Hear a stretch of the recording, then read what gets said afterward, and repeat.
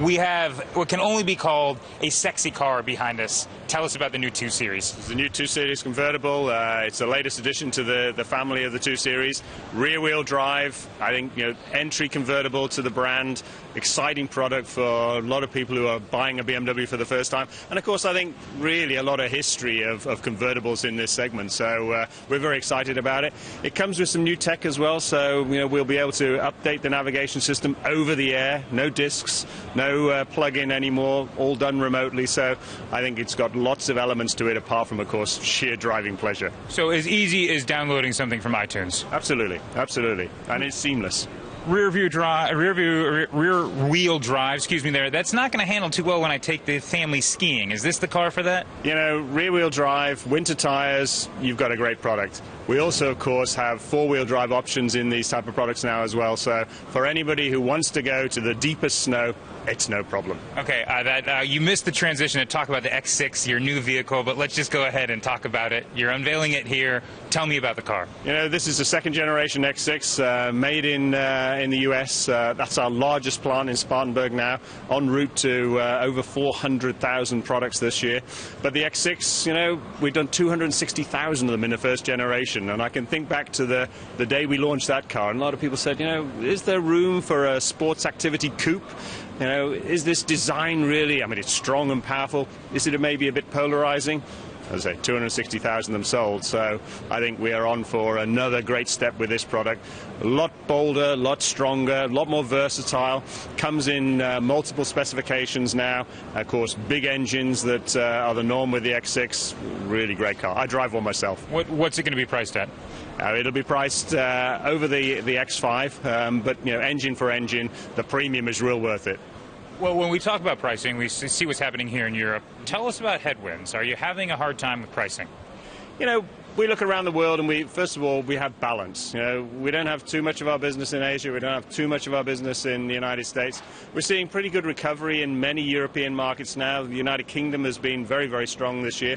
Germany's flatlining, but it's been flatlining at a high level. So the market is probably going to hit 3 million again during 2014. The US is strong. I think we see confidence in the consumer, and it's across the US. It's not just localized to the southeast or the northwest. So all in all, and China, it's definitely maturing.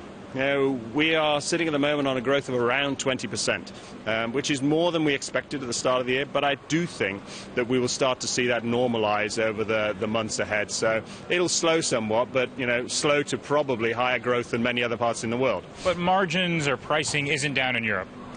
The margins in Europe, of course, been under pressure in the last couple of years, but we are seeing recovery. We've done some restructuring in our dealer body as well over the last 2 years or so, and what we want to see now is good recovery. When I look at markets like Spain, this was a total market of 1.7 million in 2008. It got down to just over 500,000. It's growing at the moment, but it's of course growing off a small base. So all in all, the market's recovering. It will take more time. Yeah, you have a sense on timing when you talk about getting back to pre-recession levels, pre-crisis levels? Well, I think, the story is 2 sides of the Atlantic. This year, the United States will be back to pre-crisis levels, 16.5 million vehicles or so.